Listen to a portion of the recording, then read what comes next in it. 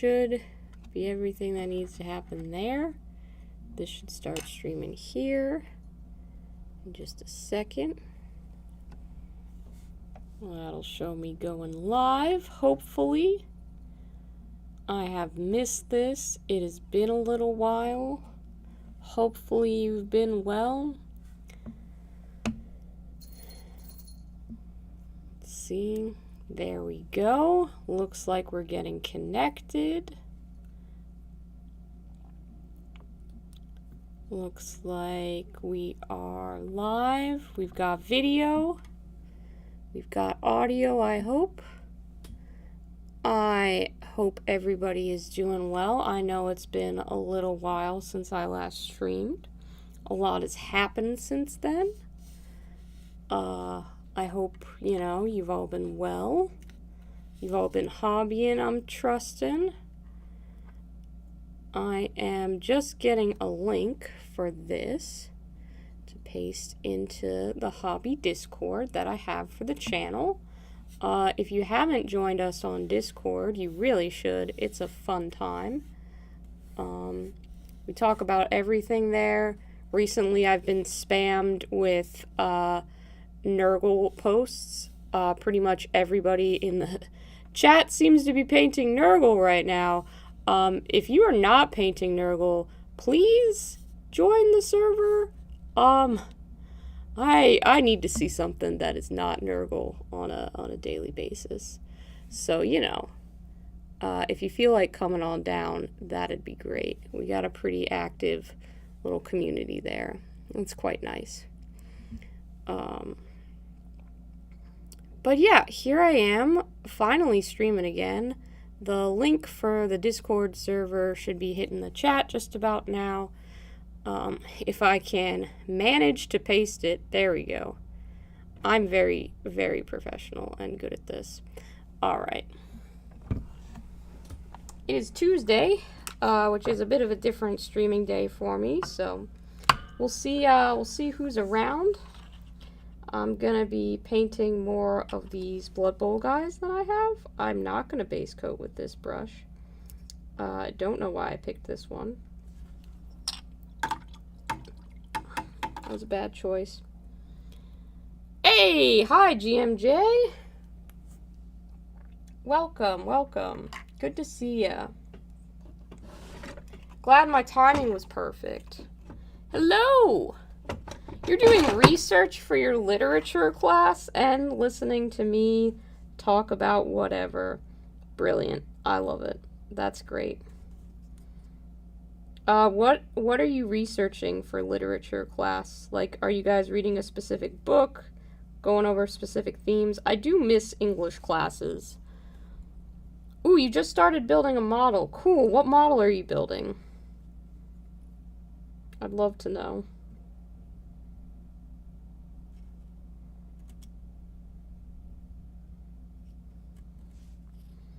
Very interested. And I like that you guys have gotten into the routine of telling me what you're doing, because you know I'm gonna ask. So just introducing with that, wonderful. We're all getting along here, getting into the rhythm of things. You are painting a Shard Speaker of Slaanesh, okay. And you have your native writers course. So for part of your final, have to find some resources that might be useful for future iterations of the course. Interesting. That sounds like your teacher is asking you to do their like prep and planning for them. Trying to remember to keep everything in focus and on camera today. I gotta adjust, so let me know if can't see anything. Hello, Chris. Hello. She definitely is, yeah. Yeah, that sounds exactly like what that is, to be honest with you. Glad you're doing your teacher's homework, Cam. That sounds not so fun. That's just good delegation. I'm not familiar with the Slaanesh model that you're building specifically, but a lot of those, like, sorcerer type models end up looking really cool. So you'll have to post photos and let me see it. Hi, Chris. I think I said hello to you already, but welcome. What is on your hobby desk today? What are you working on?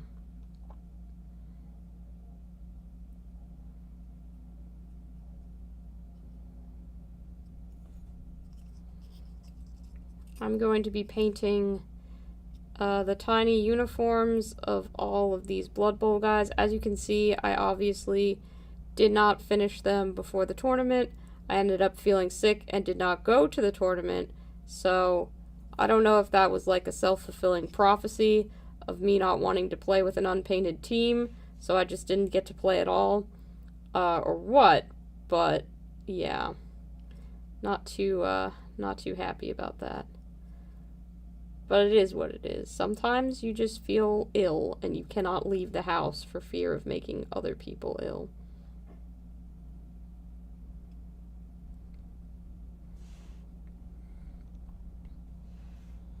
You're putting a gloss hardcoat on your death guard. Yeah. Gotta seal up those nurgly boys so that all the nurgle stays in. I getcha. I getcha. I'm feeling better now, though, so don't you be worrying about me. I'm all good. Healed up. I've rested. Well, I've rested somewhat. Kraz! Welcome! You better be hobbying, girl. You always finding something else to do besides doing the thing that you love, so you better be hobbying right now. If you tell me you're not doing something fun, I'm gonna reach through the screen and, well, I wouldn't punch you. You're my friend, but I'd think about giving you a playful little jab in the nose to be like, get out of your weird rut where you don't do anything for yourself and paint some dang minis. That's what I would say. Slimy Death Guard. No. Death Guard are scary enough. Yeah. Stop playing. No, but playing video games is something you do for yourself to have fun, so that's acceptable. You're allowed to do that. That is an okay activity. What video game are you playing? I've been playing Borderlands still with the lads. We just finished Assault on Dragon's Keep. So I think we're going to do some of the side quests in that, and then we're going to do the Commander Lilith DLC, and then we're going to play Borderlands 3, where apparently I can play as a non-binary robot character who has a ton of pets, as opposed to playing real life where I play myself, a non-binary human character who has a lot of pets. No, you should pick up a brush. You know what? You lost your video game privileges, Kraz. You're not allowed to play anymore because you're saying that it's work, and you haven't even started at your new job yet. That's some bullshit. Stop working. Grab a brush. Grab whatever model is nearest to you and put some damn paint on the model. Oh my fucking god. How dare you work off the clock for a job that you haven't even started yet, you ridiculous workaholic. Good fucking lord. You know what I had to do today? I have a technical issue, again, with my job, where the mouse that they gave me is just randomly clicking stuff. It's, like, not working. I definitely need to be sent a new one, but I have to let tech know that they need to send me a new mouse. So I told my manager this at, like, midday, and I'm like, do you want me to take a moment now to get off the phones and contact tech support? And she went, can you stay after and call them and just log it as overtime? And I do not work overtime if I am not required to in some way that will jeopardize my job if I don't do it. So I went, unfortunately, no. I have plans. What were those plans? Those plans were, these are not the hours that I'm employed, so I am not going to work them. And then she went, can you come in early tomorrow and log it as overtime to fix this issue? And I went, unfortunately, that's not going to work out for me either. And so she said, please call them tomorrow. So I don't exactly know when she means tomorrow, but I promise you fucking this, it will not be outside the hours of employment that they pay me for. And I don't care that they want to pay me for overtime. Bruh, no. I ain't gonna do it. It is not happening. I have solidly defined hours where I can do work activities and solidly defined hours when I cannot. And unfortunately, you've asked me to perform a work activity during my hangout with my new cat, play Borderlands with Irish people, cook dinner, paint minis time. I'm sorry, I'm booked up. I'm booked up with bullshit that I want to take care of. So yeah, that was... Work-life balance has to come in somewhere, and damn it if I don't draw the line. So Kraz, you better go pick up a mini, because I was not willing to be paid overtime for goddamn 15 minutes of extra work today. Neither so should you. Unless you're actually enjoying the game, in which case you're allowed, but you're on thin fucking ice, my guy. Dude, I would so start a union if I could. I get real riled up about workers' rights. And if anyone asked me to join a union or to help unionize my current workplace, I'd so go for that. I just don't have the spoons to try and organize anything right now. And I frankly do not know how long I am going to be at this job. That I'm doing it now because it's easy and consistent and they're probably not going to fire me. But yeah. Not looking to put in a whole shitload of effort, if I'm honest with you. It doesn't matter, just pick whatever project is closest to hand. Like, literally, what do you have that you can grab and start painting? It doesn't matter if it's the right project or the one that you quote-unquote need to do. Just whatever is literally closest to hand is what you're supposed to be painting. I'm making that executive decision for you. You asked me, I'm giving opinions, I'm laying down the law, I am confident today.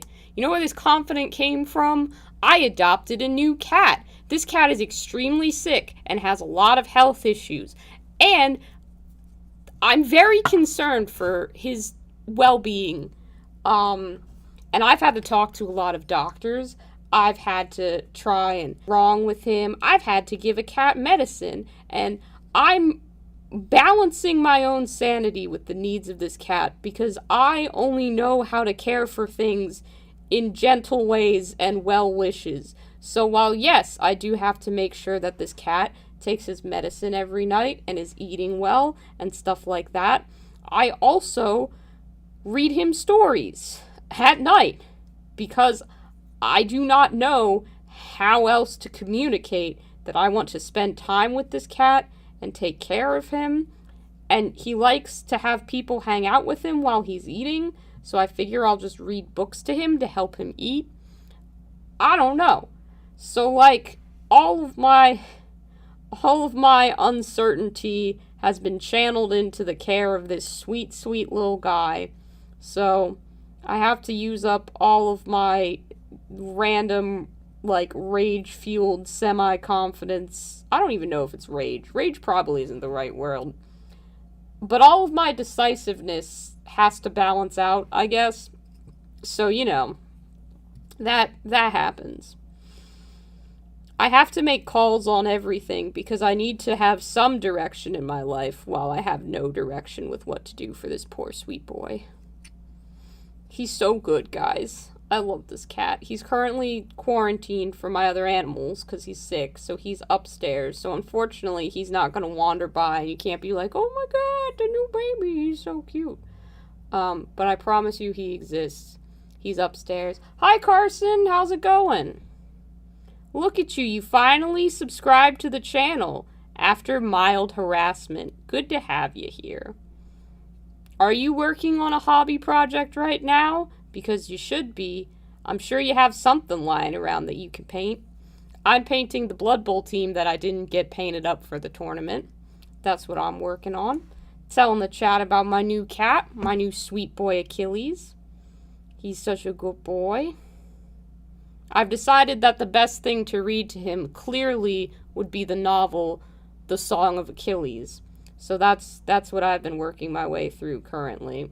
I should be reading Mistborn by Bryan Sanderson, because I started that, but since his name is Achilles, I've decided that he needs to know about his namesake, so we're going with that.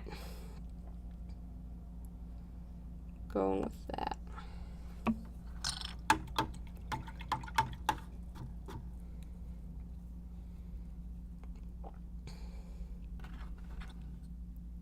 Definitely let me know which model you pick, Kraz. I'm interested as to which one was geographically the closest to you. Geographically? I don't think that's the correct terminology, but I don't know a better one. Physically closest to you? Something. There's a correct term out there. I just don't know what it is. I'm not sure.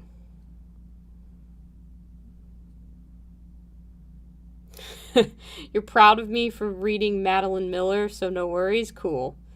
Yeah. I like some of her prose. It's interesting.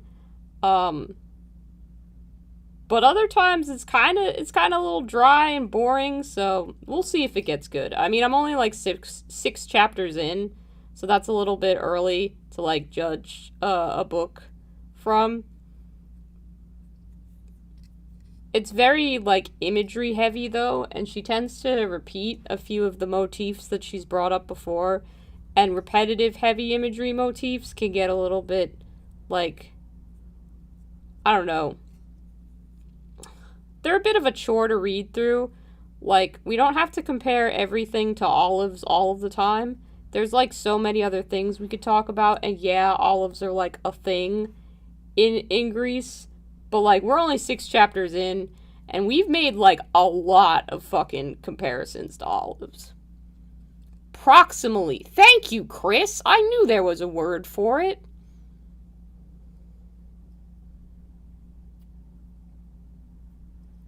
You're about to play video games? Fair enough. What are you playing?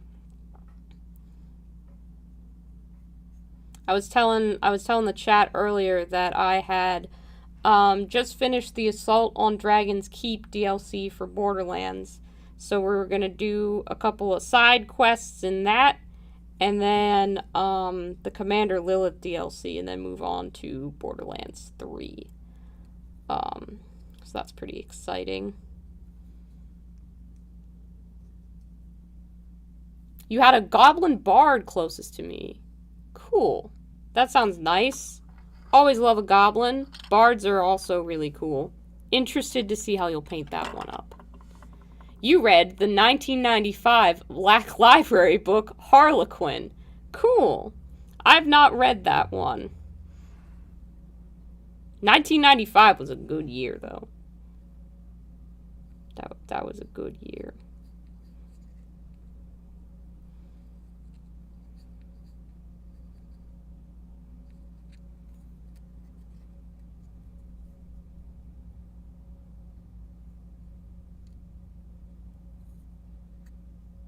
Why Harlequin? Why have you decided that that is the novel that you wish to read? Is it about Harlequins like the Drukhari kind of Harlequins? I assume that it would be.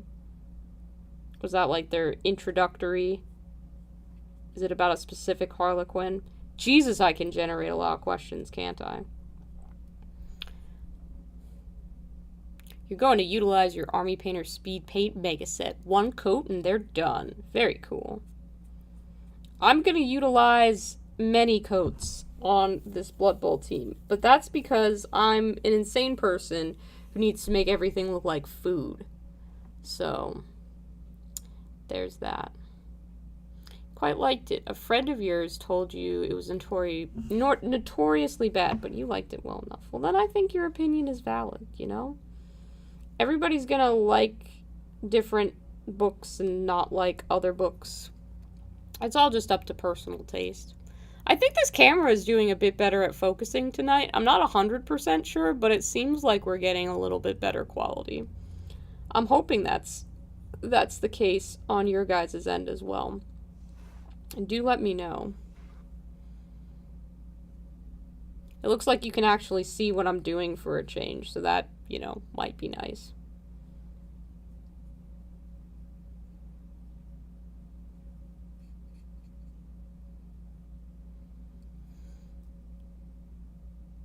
Eldar Harlequins show up near the end and are important points of the plot. Okay. And you found the prose entertaining.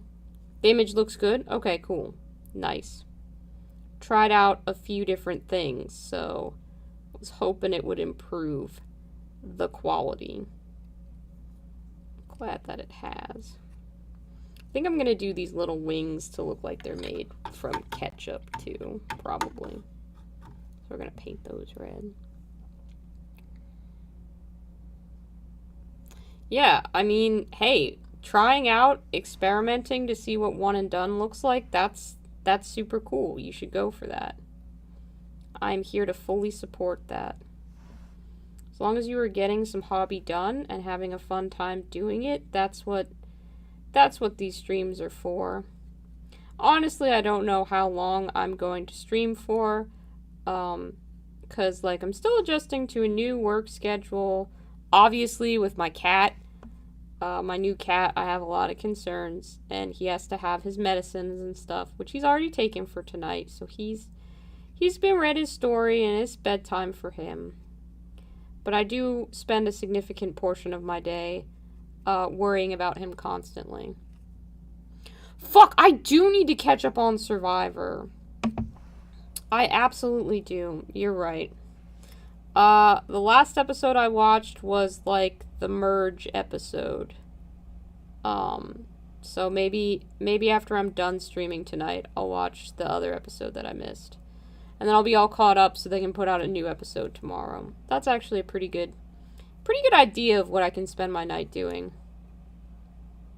So I'll paint for a bit, and then watch Survivor, and then go to bed. Then wake up the next day to take care of Achilles and do it all again. At least my life feels, I mean, it's not great that the purpose that I'm feeling in my life right now is all based on taking care of a very malnourished cat. But it is nice to feel some sense of purpose.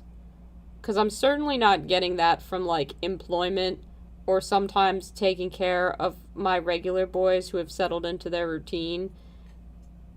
So having something new that feels like I'm doing something important is kind of nice. You know? Like, I don't know if that's weird or not. You guys can tell me if that's weird. But it's definitely a good feeling. I think it's a positive feeling.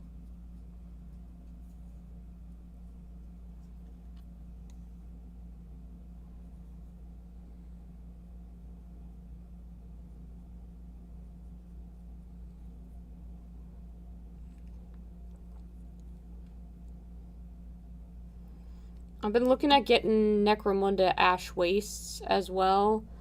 But then they released the price, and holy shit, $300 for a Warhammer box?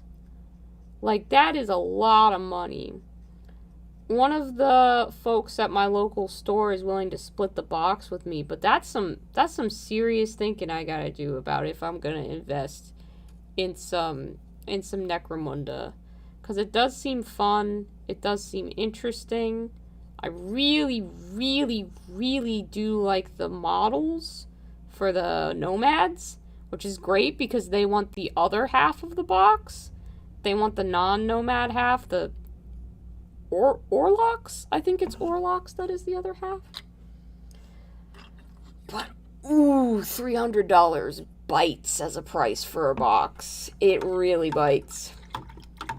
I was hoping it would be closer to $250.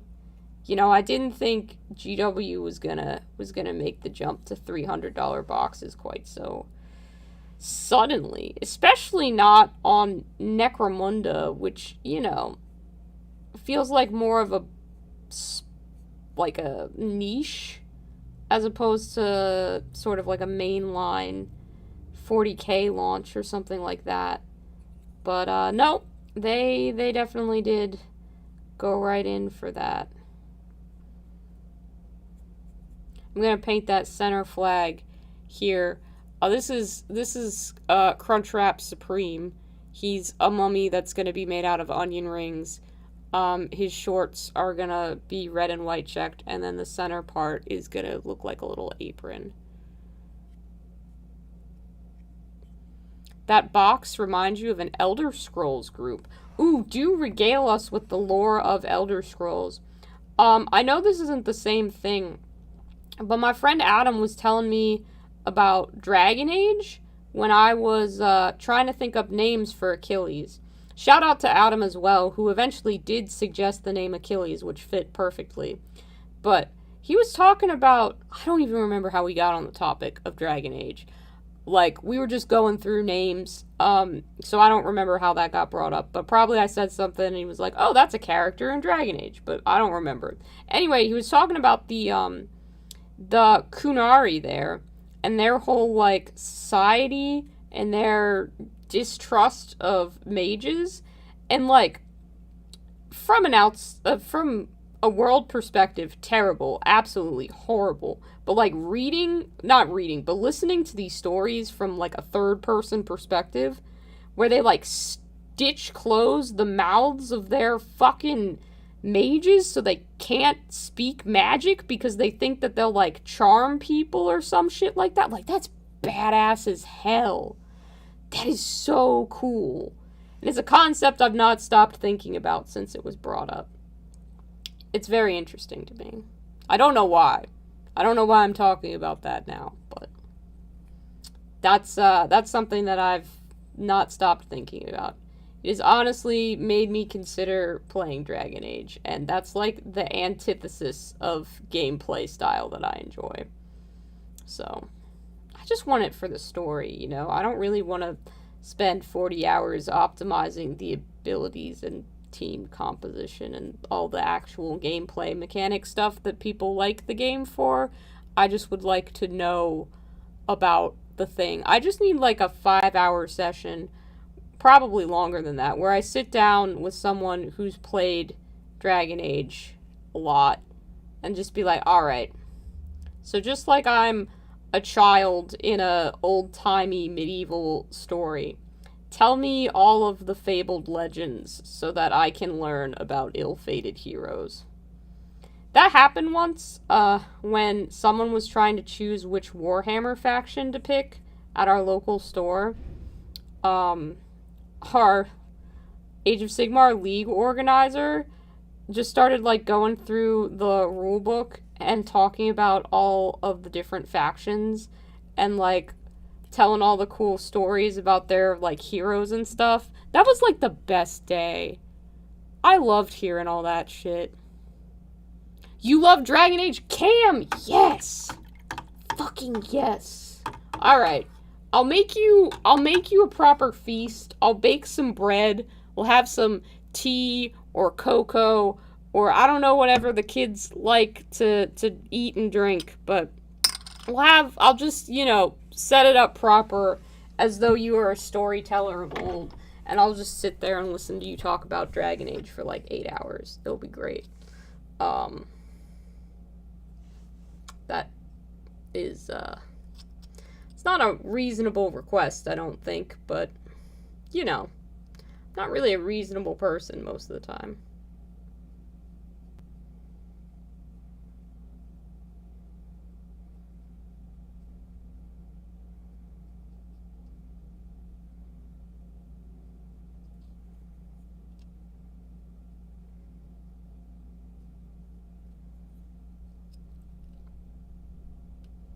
Dragon Age Origins is one of the first RPG games you ever really sunk your teeth into. Oh, cool. I think I played Dragon Age, I want to say 3, but it could have not been 3. But I played it for like a solid 5 minutes, and basically I did the character creator because I wanted to see what that looked like, and then got into the first, like, mission thing, and then I played it, and was like, I'm not really interested. And then I didn't ever play it again. Oh, sorry, I didn't know. 2 is called 2. So it's Dragon Age Origins, Dragon Age 2, and Dragon Age Inquisition. Where's the goddamn consistency? You know, that is something that I can appreciate about Borderlands. It is Borderlands, it is Borderlands 2, it is Borderlands 3. Like, they did not decide to make it complicated. There's like 18 different editions that you can buy, sure, but it's still Borderlands 3. It's helpful for simple folk like me. Yeah, I mean, unfortunately, I played, like, another person's copy of it, so I just never went back and, like, tried it out again or whatever. Probably it was like, oh, I have to go home now or some shit like that. But, I don't know. It never called to me the same way after playing, like, Bloodborne for about 4 seconds did, where I had to know everything about that world and that game, and it didn't matter if I did it or if someone else did it while I was sitting on the couch watching them play. But I had to know everything about Bloodborne. And I'm quite a big Bloodborne fan. I don't know if I've brought that up a million times, but I do love that game. Isn't there a Tiny Tina game? Yes. It is called Tiny Tina's Wonderlands, and it's like a D&D and Borderlands mashup, but it is solidly, like, not... I mean, I don't know. I haven't played it yet. The whole reason I've been going through all the Borderlands games is to play it, because it looks like it would be fun. I don't know if there's any, like, canonical connection between it and the mainline Borderlands games, so I don't know. But it seems very separate from the usual Borderlands content, which is why I'm okay with it having the naming convention that it does. Like, I was playing Tales from the Borderlands, which is like a Telltale Games Borderlands game, which initially I kind of wrote off as like, this just seems like kind of a cash grab sort of thing to, you know, generate like cheap, easy to make kind of content.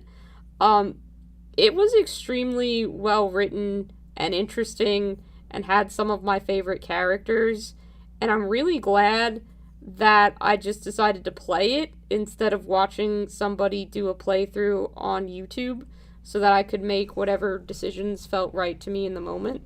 There were also a lot of robots, and I don't know if I've communicated this clearly, but I fucking love robots. They're really quite cool. Robot characters are just the best. Really great. So yeah, there's a couple, I guess, like, additional bonus content games kind of stuff, but the main Borderlands games, if you want the this is the wasteland, this is what's happening kind of saga, it's 1, 2, and 3. It's very simple, very easy to understand.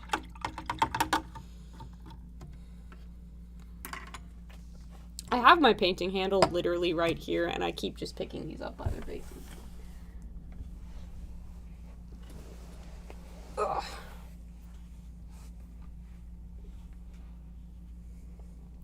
Gonna hydrate, because that's important.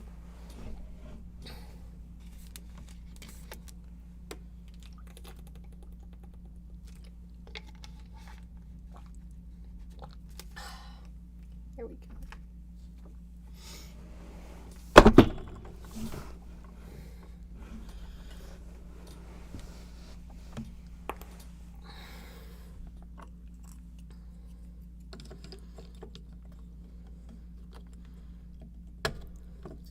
I'll let you know what my thoughts on Tiny Tina's Wonderlands are after I play it, or as I'm playing it, more likely. I just haven't quite gotten there yet. I don't know if there will be spoilers for the mainline games in it or anything. The lads have played it several times now, because they're insane, And they're like, we've 100%ed it. We've done literally everything that you can do multiple times. And I'm like, okay, y'all need to calm down, because it came out like 2 weeks ago at this point. Pump your brakes. You stabbed yourself with an airbrush needle. Oh no. Go take care of that. Please, if you are bleeding, go stop watching this stream and go get a Band-Aid. Safety first.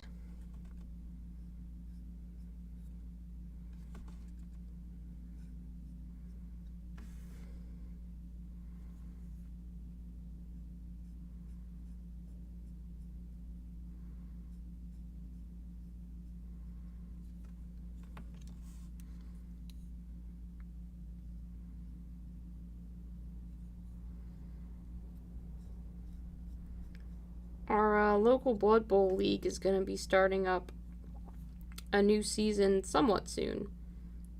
I think maybe not next, maybe at the end of next month, I think is when it's starting. So I want to have my team painted up and ready to go for that. I have a couple other projects that I need to finish up as well. But it would be really nice if I had these guys ready by then.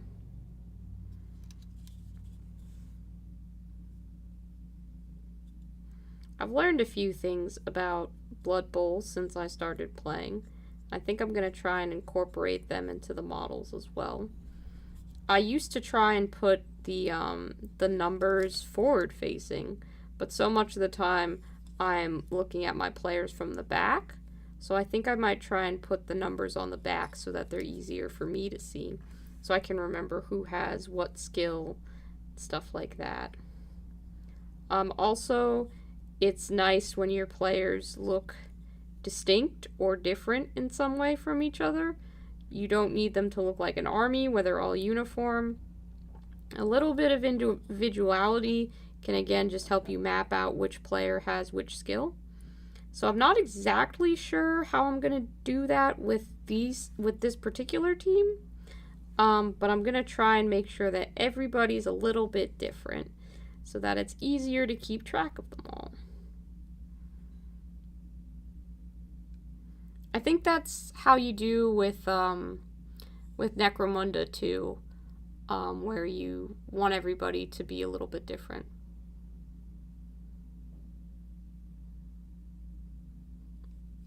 You're torn on if you should paint the retro undead team that you just got. You kind of love the retro paint job. It is completely up to you. If you like them just the way they are, then keep them. Like, there's nothing wrong with that. But if you want to try your own take on a retro paint job, that is also good, and you should do it. Whatever is going to bring you the most fun with those models is 100% what you should do. But you also don't have to decide now. You can keep them retro and play with them, and then if further on down the line you're like, you know what, I think it would be really fun if I did a repaint of these, then do that. If you're like, I actually really want to paint that ghoul, it seems like he would be fun to paint, then by all means, paint him. It's your team. Do what you want with it. Hey! Thanks. Is it Louis or Louise? I don't know quite how to pronounce your name. I'm gonna go with Louis, but if it's wrong, feel free to correct me. Thank you for saying I have a Pogger stream going. That's a compliment. Love that. I'm not old, exactly, but the first few times people were saying Pog to me, I had no idea what they meant.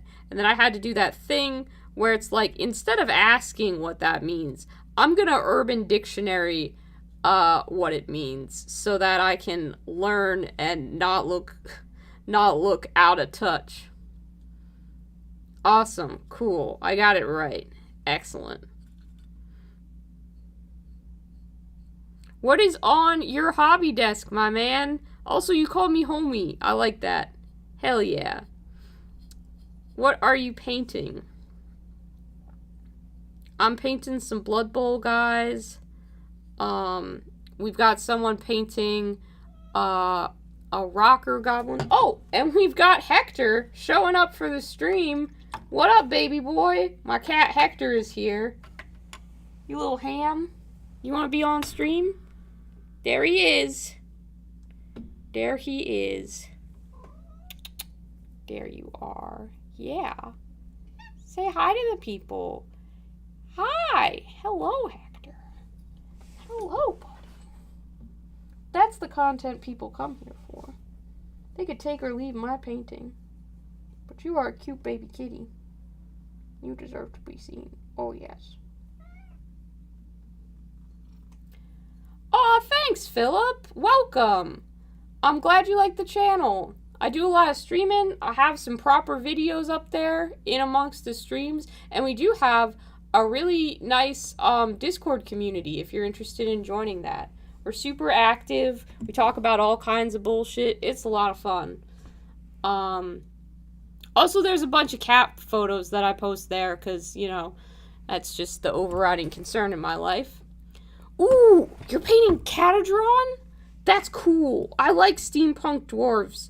I'm not really, like, a dwarf person. I don't know why. I've never gravitated towards them as a fantasy archetype, so they're never ones that, like, I think about picking up. But every time I see all the airships and stuff that they have, I get, like, BioShock Infinite vibes, and I really get tempted to just do a couple of, like, fun kind of kit bashes with them.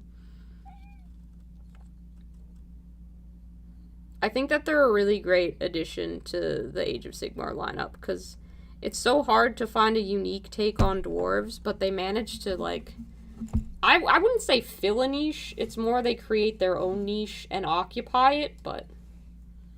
Oh my god. Do you want to sit on my lap while I'm painting, Heck?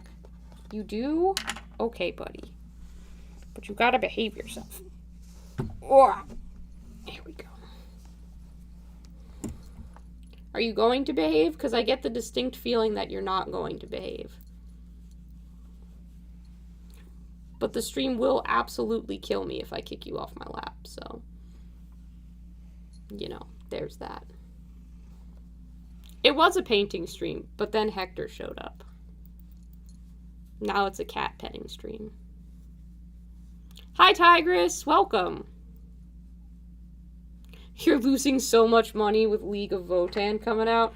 Were you one of those add squats to 40k campaigners? Was that like a big overriding concern for you? I know a lot of people were super passionate about it. And I know almost no one was fooled by the April Fool's thing. Like, as soon as they posted that, everybody's like, tomorrow they're gonna post and be like, squats are real, because they wouldn't have wasted that much time and effort designing something.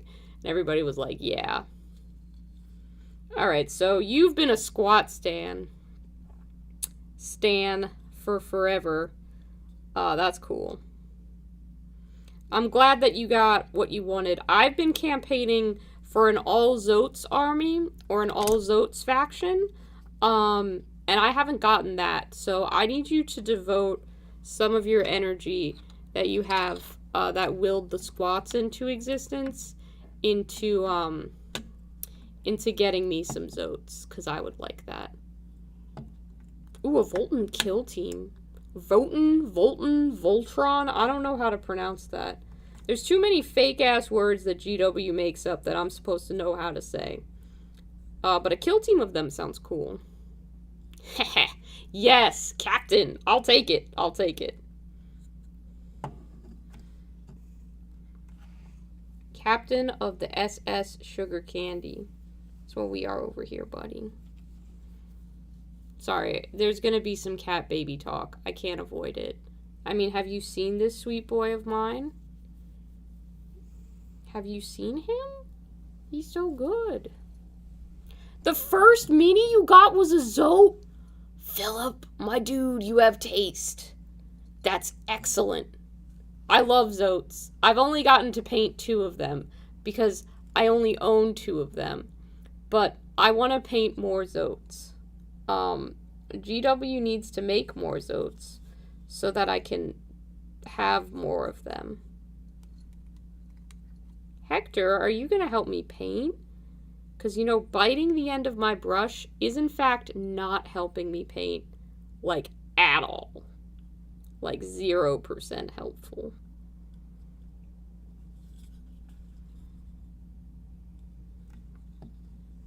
Most people would almost call that a hindrance, my guy. You don't have any wings on your shoes. You don't have it. No one has wings on their shoes. Do you have wings on your shoes? You do not.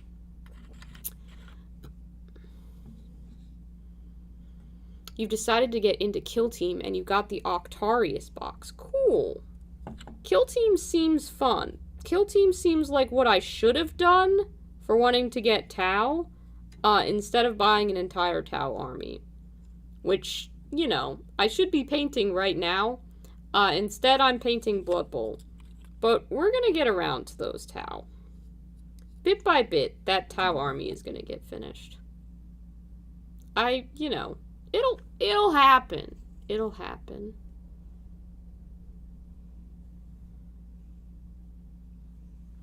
We'll get there. Maybe not together. Maybe not completely sane by the time we get there. But we'll get there. Orc Commandos, yeah. I painted the bomb squig from that box. And I still have all of the orcs to put together and paint. I kind of want to do like a... This is dumb. You're gonna laugh at me when I say it. But like a beach Hawaiian shirt wasting away in Margaritaville themed orc kill team. Because, you know, I don't have a reason. I just want to do it. I'm trying to think of a reason to justify it, and I don't have one.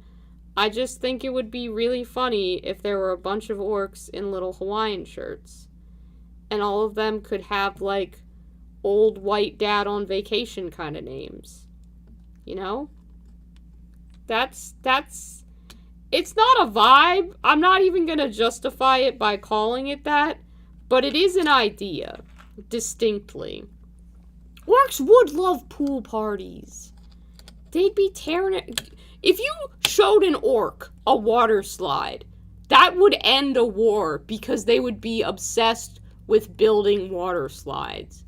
Like, the Imperium is going about this shit the wrong way with orcs. The way to defeat orcs is not to fight them in a war, okay? That's not how you do. Just distract them with random shit. It's gonna work. Water guns, exactly. Slides, water guns, those little floaties. They could build giant gargant... Oh, God. I already have a 40k army of orcs. I don't need to make another 40k army of orcs having a ridiculous time. I gotta limit the amount of ideas I allow myself to actually proceed with. But a kill team I could do.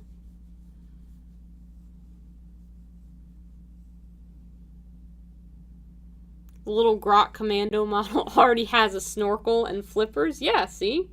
It's like that's what GW wanted. That was the original design. They just had to hide it behind a grimdark aura so that it would be commercially viable. I'm just seeing the true sculpture within. Doing the Gork and Mork's work, if you will.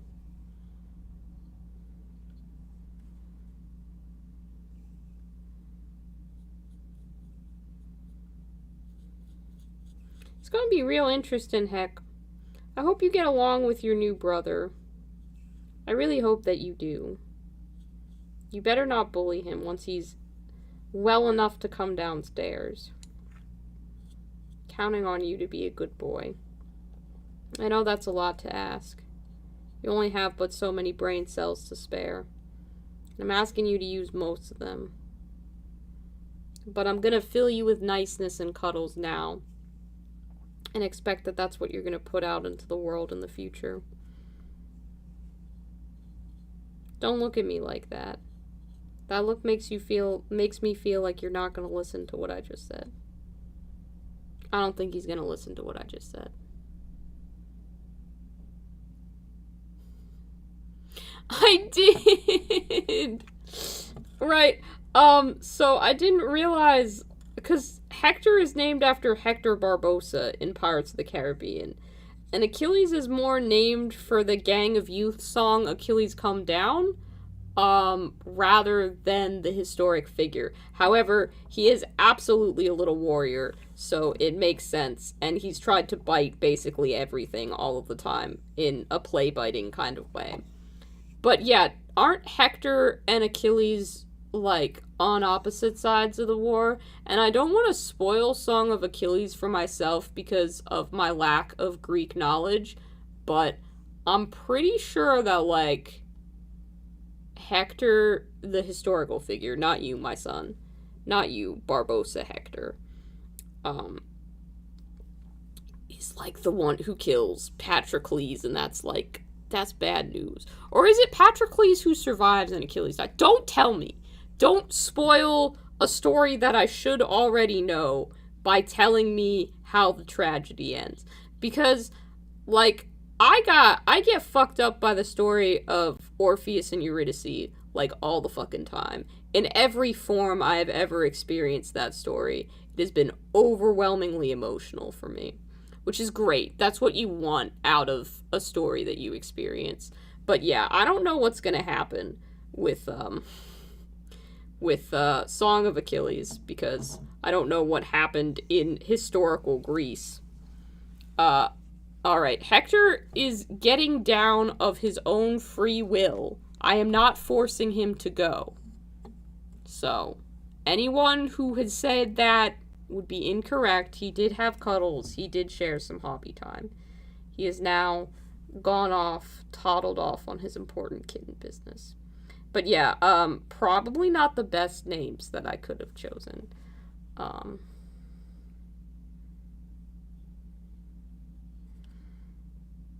But it'll be fine. Everybody's gonna learn how to get along with each other.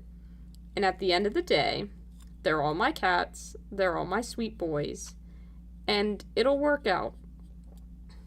Right now, though, I can't worry about that even, because it's more dependent on getting sweet boy Achilles all healed up.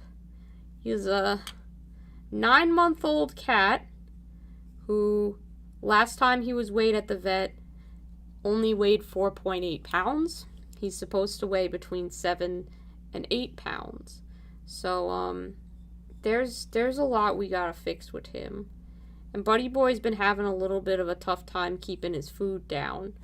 So, I'm very concerned about him all of the time.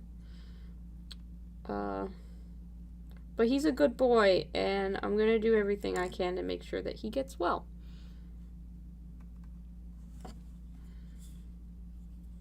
And the vet thinks that he can make a full recovery, so that's very good to hear. The vet's office, however, was very surprised that the shelter let him go in the condition that he was in. So I don't know exactly what happened there or what went on, but I do worry about sweet boy Achilles. Sorry, if you let me, I'll talk about him for, like, the next 45 minutes. I have a lot of love for cats. I don't know if that's come through or not, but man, do I care about these little guys. They're my sweethearts. I got a weak spot for cats for sure.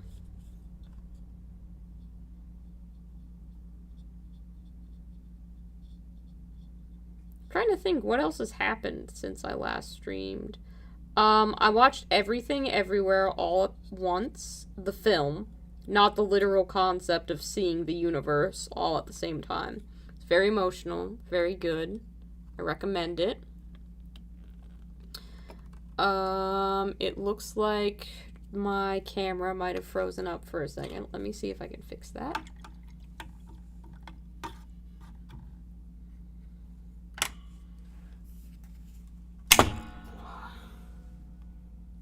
See, I'm gonna try stop Try start.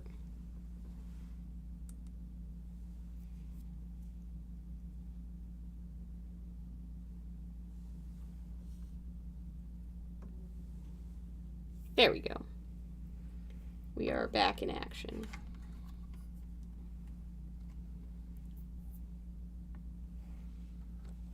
What the hell was I painting? I need to finish getting the top of the skull on this guy. It's just base coats, you know? Just getting stuff slapped on there. Get it all nice and evened out later. That should be brown. I don't even know if I have enough of the brown that I need left, but it should be brown. Gotta paint it brown now, before I forget. Said the story of Chong-yi? Change? I don't know if you meant that to have that apostrophe there or not. You probably did. Most people don't do apostrophes by accident. But I don't know that one. If it chokes you up and it's tragic, I mean, that means you felt something, which is good, because media that makes you feel stuff is doing... generally speaking, that is what media is supposed to do. Whether that is an old ancient story or fucking Our Flag Means Death hitting you out of nowhere with some representation and suddenly tragic stories. That is the goal of whatever storyteller is telling the story, is to make you feel something. And boy, do I have story-based emotions sometimes. It happens. The Chinese goddess of the moon. Oh, it's Chang'e? I'm sorry. All of that fucking reading Mo Jing Tongzhu novels and my love of fucking, what is it? Grandmaster of Demonic Cultivation, Heaven's Official Blessing, and Scumvillain's Self-Saving System has not at all prepared me for Chinese name pronunciations. I apologize. I've not heard that story before, but I'd be interested in it. Love a good cultural tragedy, honestly. They're some of my favorites.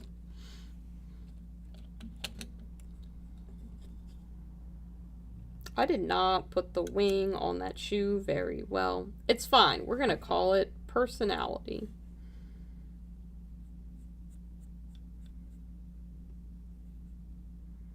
Alternate channel names include passionately painted and poorly assembled, because that is what all of my models are.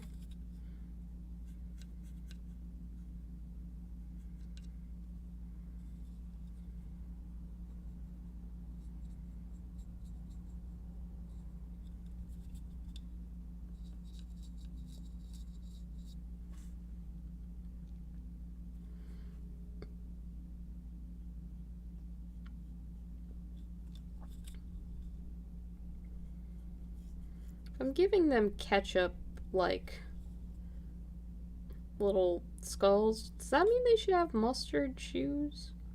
I don't really think that that's a good idea. But maybe that's the idea I'll go with. It's hard to say sometimes. You'll tell it on Discord sometime? Excellent. Love that. Thank you. Oh my god, the story of Hyacinth... No, we're not getting into that. That is so sad. It's bullshit. Ugh. I read that and got so pissed.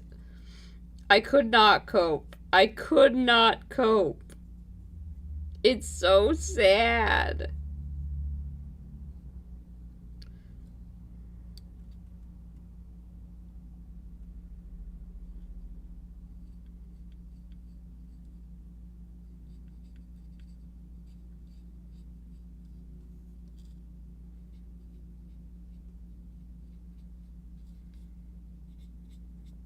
You know what's lit, though? Is fucking Celtic mythology. I've been doing some very basic Wikipedia level reading of it, like, not at all in-depth, and talking about it with my friend Adam, who actually is Irish, who has also been reading some Celtic myths. And it's just like the best. Like, there was one guy who would run away with some lady that he wanted to just hide in the forest with and like just live there, kind of Robin Hood Sherwood Forest style, from what I understand. I think his name was like Diramond, and I'm definitely pronouncing that wrong, and I apologize, but I don't fucking know any better. Anyway, he had run off with this lady and was hiding in the woods. And this giant, whose name is spelled like Siobhan, but is slightly different, so is definitely pronounced a different way. I think it was a giant. Comes out and is like, yeah, you can stay here, but just don't eat the berries. And then the guy is like, they're like, can we eat the berries though? And then the giant comes after them with a club for asking what, like, literally they have the whole forest that they could fuck around in. And it's very Garden of Eden. But, like, they asked. They were straight up told, don't eat the berries. They go, can we eat the berries? The giant comes after them with a club. And then Dermond, or whatever, however you pronounce his name, kills the giant with his own club. And then they leave the forest. Like, that's some fucking customer service level dipshit energy. When you're like, no, you can't do this. They're essentially just like, can we speak to the manager, get what they want, and then they leave. Like, they didn't even stay in the forest or eat the berries. They just left. The fuck is that? It's great. There's so many weird stories where it's just like, yep, okay, I guess that's how it's gonna go. I love shit like that. I was laughing the whole time. It's good stuff. I'm sure that there's a fair share of tragedies and like different stories mixed in there, but I was having an absolute blast of a time. Mythology is so interesting because I love to see how cultures keep telling the same stories with the same elements, no matter like how that culture started, because it's like how many characters in mythology are half gods or half demons or half monsters. Like, everybody is still just making their first DeviantArt OCs. For some reason, the ones in mythology just got like really fucking popular. And like, when people make their first like D&D characters or stuff starting out, so many of them are like half gods with tragic backstories or half demons with tragic backstories. Like, we keep making the same character archetypes because it is inherently human for us to do so. Like, there is some thread of humanity that's just like, you know what's fucking cool? Half demons who are angsty and also like really good at sword fighting. That has been cool since the beginning of storytelling. It will be cool at the end of storytelling. Humans love themselves an angsty half-demon with a sword. It's science. Or mythos. Or history. Oh, thanks. Thanks, Ghost Bear. Thank you. I just went on a passionate rant about how humanity has been connected through the streams of time, and your comment is that your last character was a wizard with a stable home life. That's wonderful. I hope your wizard had a very good life, and also had fun adventuring. And also, welcome to the chat, and what are you painting tonight? Would love to know. Would absolutely love to know.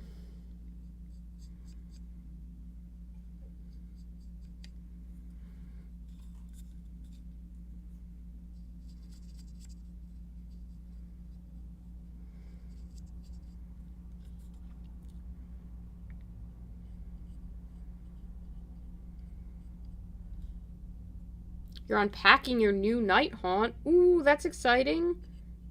Is that the, Which Night Haunt is it?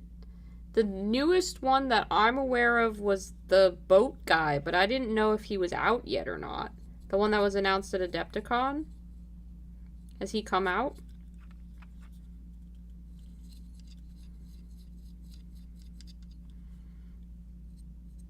Ghost Bear is the one rational person in my life who's telling me not to buy Necromunda Ashwaste, while everybody else is telling me that I should just get it.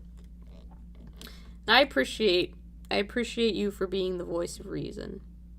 The guy with the lectern and the quills. Ah, cool. Yeah, the, like, scroll guy. Scribe guy. I know who you're talking about.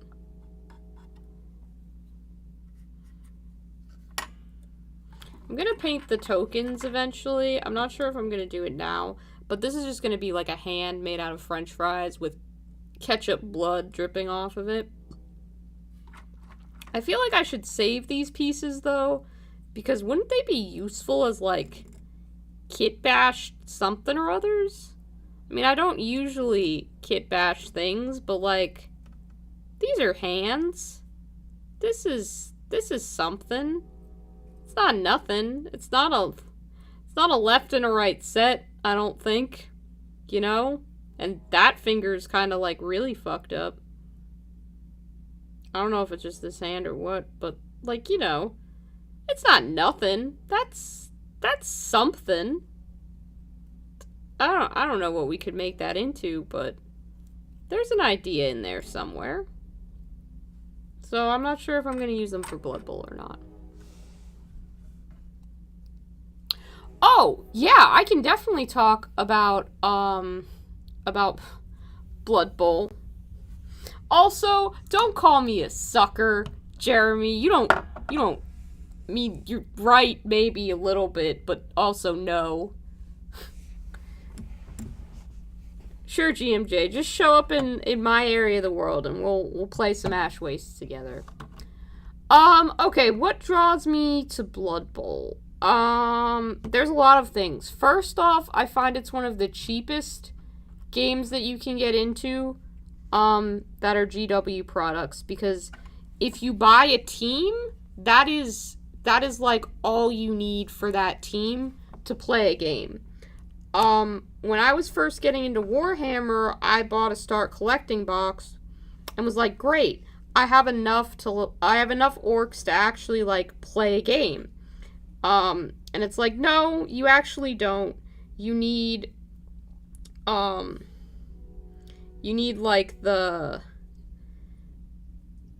lot more orcs. You don't have 500 points yet. You need the rule book. You need the most updated codex for your army. You need all this stuff.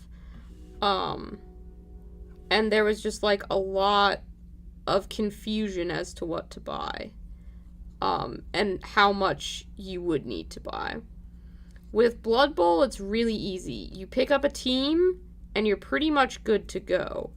Like, the pitch that you need for Blood Bowl is something that you can make by hand or buy third party really easily. In fact, one of the groups at my local club, they've just made a pitch for themselves out of, like, grid paper, and that works just fine. But Blood Bowl, what else? Like, it's goofy. The lore is goofy. The art has a goofy, fun style to it. Like, there's puns everywhere. The models are really fun. And, like, you get to name your team. You can name your players. If you're playing in a league the way I do, your players level up and gain skills as they go, so it's really fun. Like, I have one werewolf on my necromantic team. His name is Julian. He does everything. He scores all of the touchdowns. He's really fucking good. He's, like, the best player on the team. And then the other werewolf I have, Marcel, cannot for the life of him do anything right. It's fucking fantastic. A lot of it is chance-based, which I prefer over strategy games, because I'm not the sort who's gonna labor over a rulebook really intensely, and try and plan out a bunch of strategies. I don't have the best head for numbers. It just doesn't really stick with me. I have dyscalculia, which makes numbers really difficult sometimes. But, like, with Blood Bowl, a lot of it is just taking chances and seeing what works. And the stuff you can do is really kind of theatrical and funny. Like, your werewolf can score a touchdown or kill a halfling. If you have the right kind of team, your giant mutant tree person can pick up a halfling and throw it across the field. The trolls on your goblin team can get too hungry so they can't take an action, and they end up eating one of your goblins on your team. Like, so much ridiculous, silly shit happens. You just gotta laugh at it. It's just great. It's really, really fun. And not fun in the way that, like, pulling off a satisfying strategy in a war game is fun. That's a different kind of fun. But they made it to be kind of goofy. It's happy to play. Yeah, that's exactly what it is. It's a happy game. That's a very good way of putting it, Cam. It's a very good way of putting it. I feel like it's a game where it's really encouraging people to laugh at kind of like what's going on.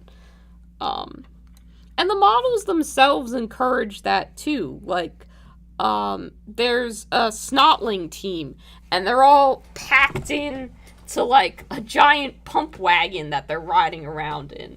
I have, like, this guy is a star player. He's a goblin swinging around a giant spiked ball and chain. Like, that's just wacky. The model is fun. I think the rules for him are pretty good. I don't know if the camera's gonna focus on him decently or not, but, you know, he's fun. It's just, it's fun for goofs. And I really, really like it. And frankly, the community that I have to play it with is really delightful. Our team coach, like the guy who runs the league, is super passionate about Blood Bowl. And it's really fun to see him get excited, and he almost always plays goblins, and they almost never pull out a win for him. So it's really, really just hilarious to see. Nothing goes according to plan. And it's just, yeah, it's happy. I love it. I love it. I mean, you've seen how I carry my entire army, Cam. It is very much shoved into a cardboard box, so yeah, I feel that. I'll get some nice foam someday for my armies to travel in. But, that's a far-off day on the horizon. Oldhammer had a lot of shit like that. Oh, nice. Yeah, I kind of wish that I had more of, like, the Oldhammer, like, rulebooks or literature kind of lying around, just so I could kind of see what sort of stuff was going on. But I guess if you like Oldhammer, that's another appeal of Blood Bowl. I think it's still set in the old world, which I don't really know a lot about and can't speak to. Because I wasn't playing Blood Bowl or Warhammer then. But, yeah. If you're into Warhammer fantasy battles and talking about how Age of Sigmar ruined that, you might like Blood Bowl as well.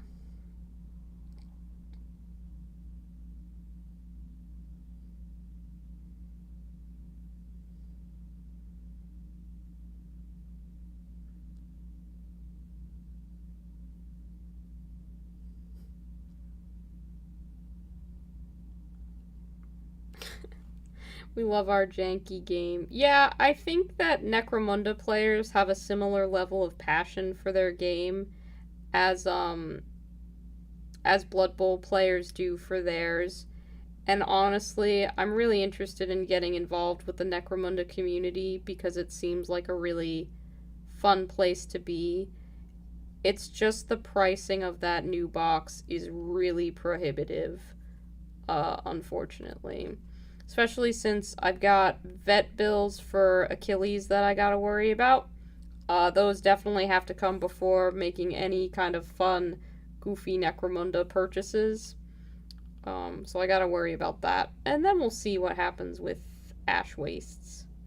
But it is definitely a thought. I haven't put it out as a possibility because those bug people are really cool and the terrain looks like it would be fun to paint and kind of like to know about the lore, read the little rule book and stuff. So I could, yes, I could definitely just buy the gang separate from the box, but I do better when I have tactile rules that I can look at. So we're gonna see. We're gonna see what happens with Ash Wastes. I'm not in a rush, though. I'm gonna think it over. Dunkaroo, welcome. Good to see you. How are you doing? What's on your hobby table? You got a lot of energy. I like it.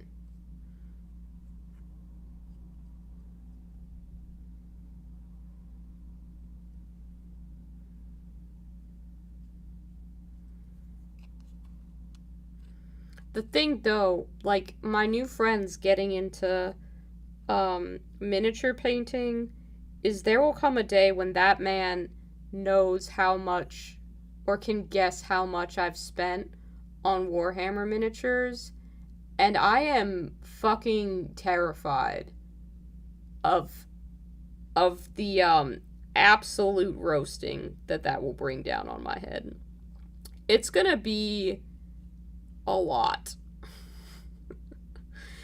Because all of my fun adult money that I have for working my boring adult job has definitely been some Warhammer retail therapy purchases. We don't talk about that. We really don't. You got Kill Team because it seemed like a great way to use the stuff that you had. Yeah, that's cool. It's very cool. Putting little cheese shoes on these guys. This is so ridiculous. Painting is fun. Bug people do sound pretty neat, right? Right? That's kind of where I'm at. I really like the models. The Kill Team rules are highly stripped down and tactical. That's cool. I guess part of, like, Necromunda is really going to depend on if I have a community around me that wants to do, like, a campaign.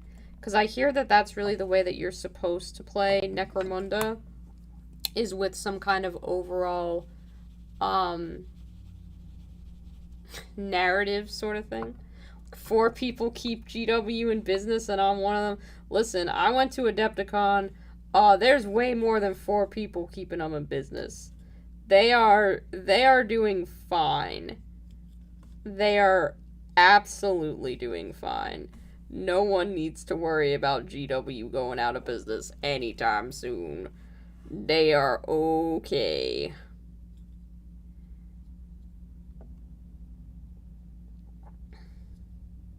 But I do want to paint some non-GW miniatures as a video on this channel, which I have done. I've worked towards. We've got our little robot guy, our little mech guy. He is he's just about finished up. I just have to do some lighting effects on him. But there's going to be a video where he is featured. So stay tuned for when I eventually finish that video. It's gonna happen someday in the next amount of days that it takes. That's not a very clear timeline, but that is the one that I can confidently give you. It's gonna happen at some point.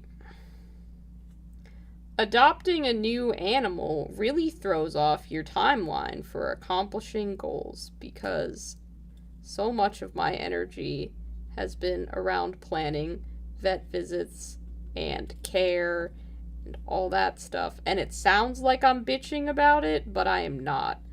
I'm very happy to have this to focus on. Yes, soon. Trademark. Yeah, kitty. I got Achilles. He's a little one-eyed cat. He's very sick. He's upstairs. He's recovering. You only primed your goblins. Kraz, come on. You were supposed to pick up a brush and paint whatever was nearest to you and ready to paint. But priming is still... That's still getting work done. So you know what? It still counts. And I'm still proud of you. You did a great job. You did a great job. And you can always try again tomorrow. That's the nice part about miniature painting.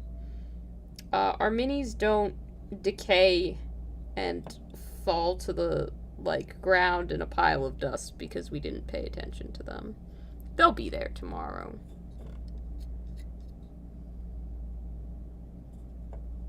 You're not painting, but you're building kill team terrain? That's very cool.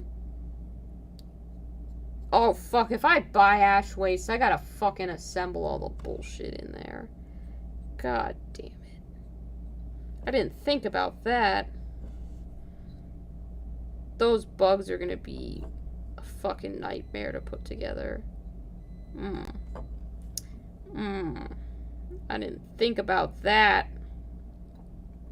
I always assume. I know they don't come pre-assembled. Why do I assume that they come pre-assembled? They never, ever, ever come pre-assembled. And yet my dumbass brain is always like, oh yeah, you'll just open the box and then boom, there the minis will be. You know what'll greet me when I open that box if I get it? Sprues. Stacks and stacks of sprues. That's what'll be in there. Wow, hi Spakiko, welcome! You're building some Fire Slayer invocations and Magmic Battle Force.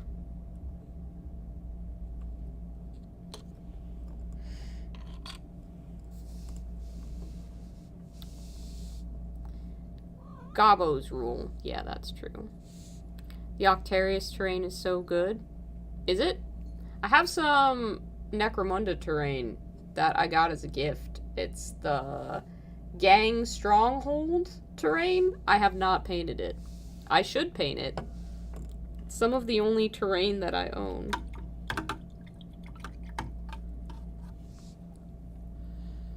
Oh boy, more banshees in that box. Too bad you already have 16. You know what you get, Jeremy? You get more. You get more now.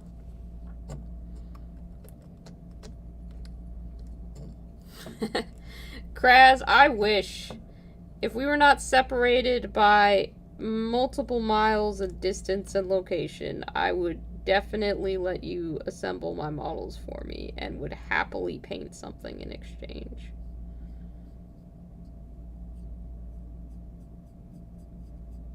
I do have local people all around who are willing to exchange assembly for painting, which is quite lovely and very nice of them. But I will often get stuck into painting models that I would not have chosen personally, or models that have a color scheme that I wouldn't choose. Because, if I'm painting something, right, for me, and I put paint on it, and I'm like, I don't like how this looks, then I'll just change my color scheme. But I can't exactly do that if I'm painting somebody else's model. And I think some of you are here witnessing me struggle to finish painting Morathi for a commission. But, that was a whole thing. That was rough to get through. I'm very glad that my commissioner was patient with me, and they enjoyed the final result very much. But yeah, it definitely made me want to never take commissions again if I could avoid it, because it's a little difficult to cope with. And then it's like, I also, I have my own models that I want to be painting. If I have a commission hanging over my head, it's kind of like, oh man, before I have fun doing the hobby for me, I gotta do the business aspect of the hobby, which is not the fun part that I want to be doing.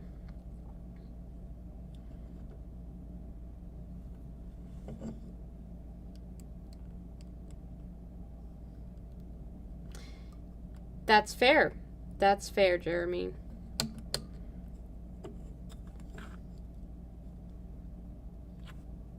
I want to continue enjoying my hobby as well, so that's often why I don't take commissions. However, on rare occasions where, like, I didn't want to assemble the Dominion box when I got it, and I needed it done quickly, and my friend Shane was like, yeah, I can take care of that if you paint some orcs for me. I was like, yeah, I'll do that, because I like painting orcs. Shane's very nice and pretty much is like, do whatever you want, just use these colors. And I'm like, cool, can I add freehand? Can I do this? Can I do that? And it's always a yes from Shane. So that's, that's an exception. But not everybody you paint for is gonna be like that. Someone eventually would ask me to do the box art, and I'd have to be like, I'm sorry. I'm chronically unable to ever paint anything exactly like the box art.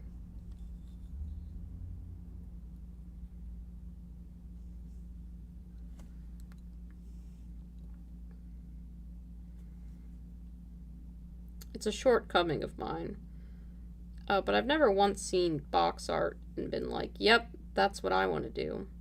I want to paint it exactly like that.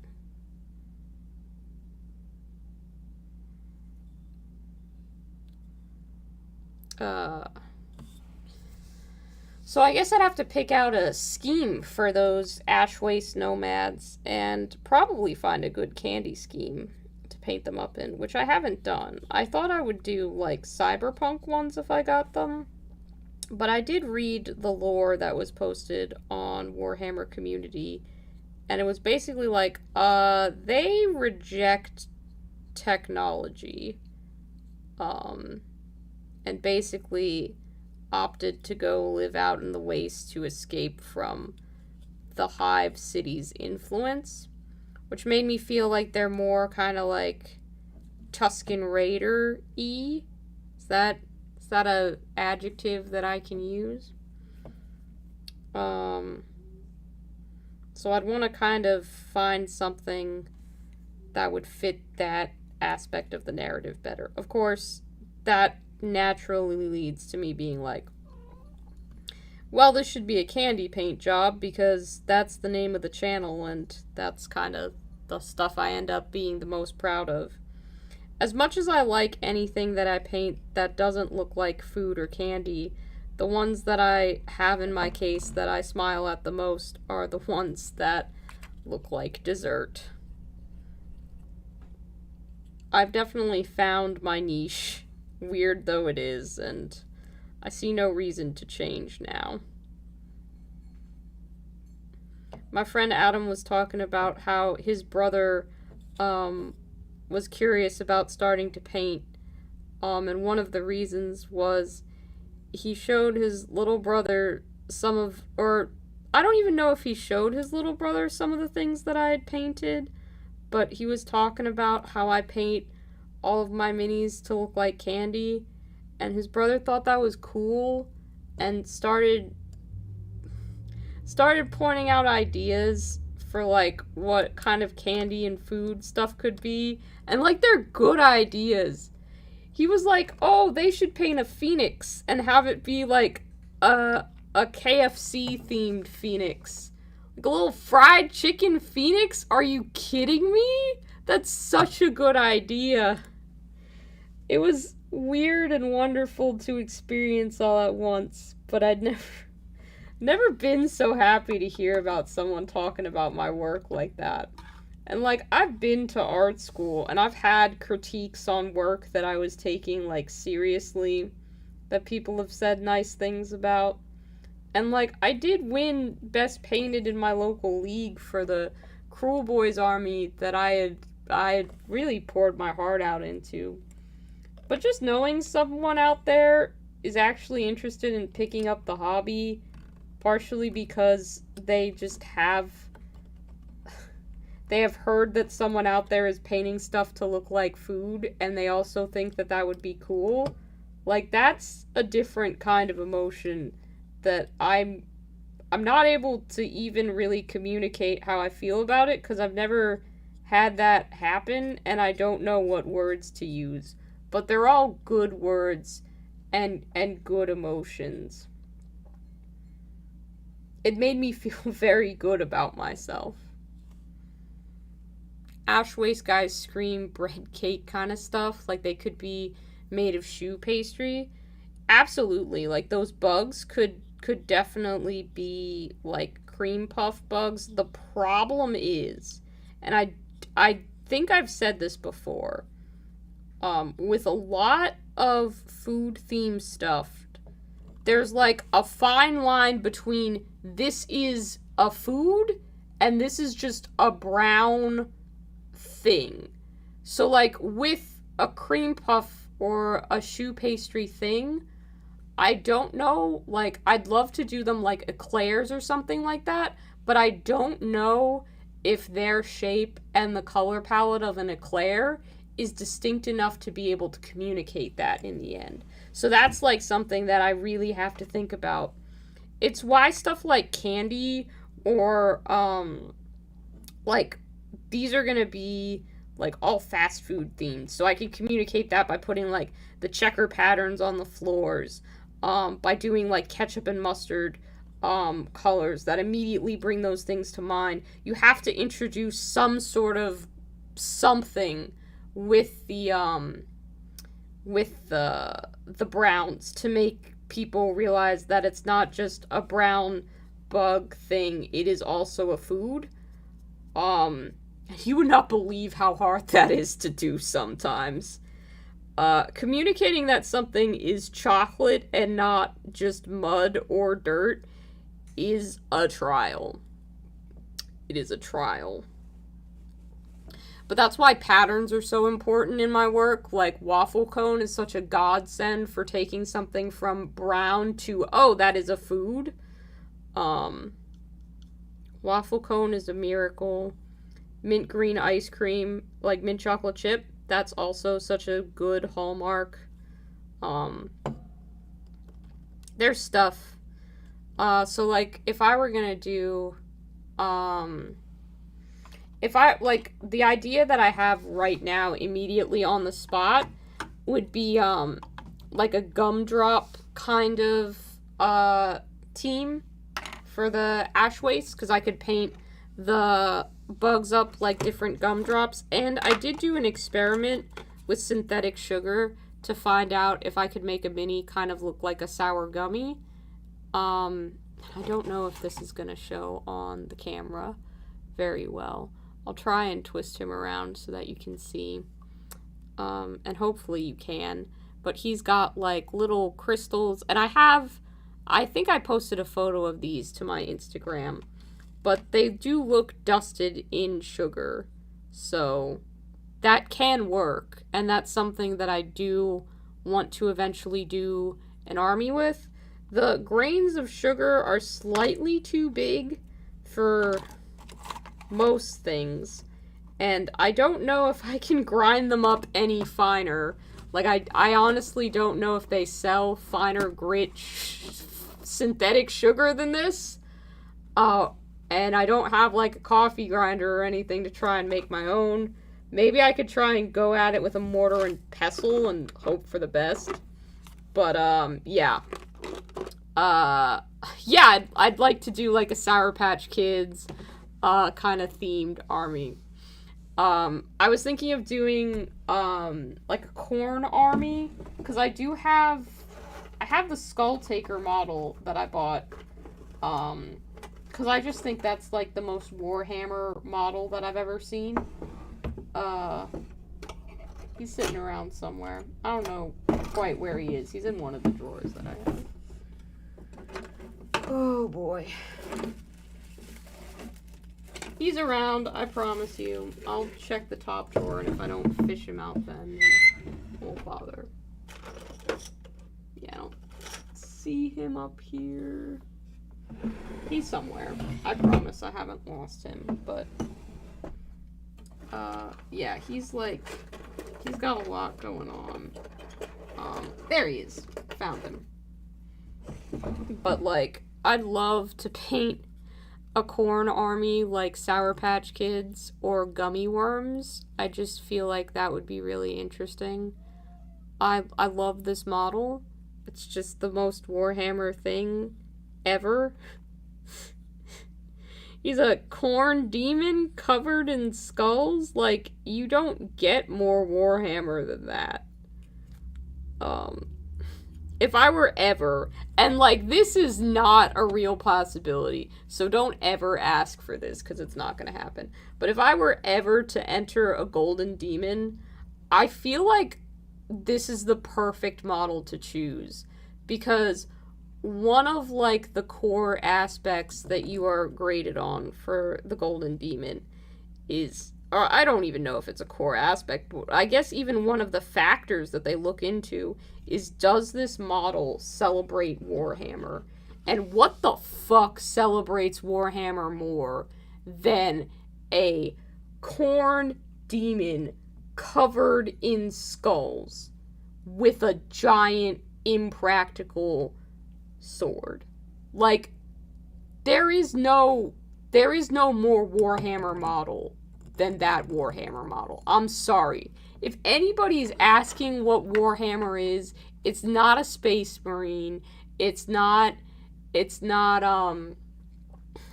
Gene Stealer. It's not a Tau.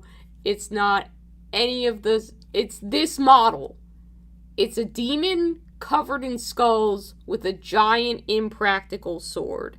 That is like, it's just the thesis of what Warhammer is. I can't point to another model that better encapsulate it.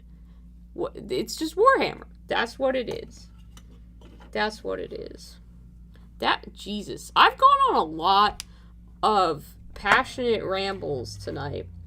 And I very much enjoyed. I missed streaming. I missed talking with all of you and seeing what all of your hobby projects were. I do very much, however, need to get some reasonable sleep. I do have a young cat to constantly be on the watch for, and that's gonna have to be where we end for tonight. I am trying to get back into streaming more regularly, so hopefully I will be back before too much longer. But I really enjoyed hanging out with all of you tonight. It was so good to see you all and hear about what kind of hobby stuff you're doing, what kind of projects are on your table. I hope that wherever you are in your hobby journey and wherever you're at in the world, you have a very good whatever time of day it is for you. Again, feel free to join us on my Discord server. I'd love to see all of your projects and hear from you. Subscribe and like this video. I don't know if you can do that for streams even. If you can like the stream, like it. If you're not subscribed, please subscribe so that I feel good about the channel. That's what subscribers do. They make me feel good. It makes me happy. And yeah, I will see you in the next stream. Have a nice night, everybody.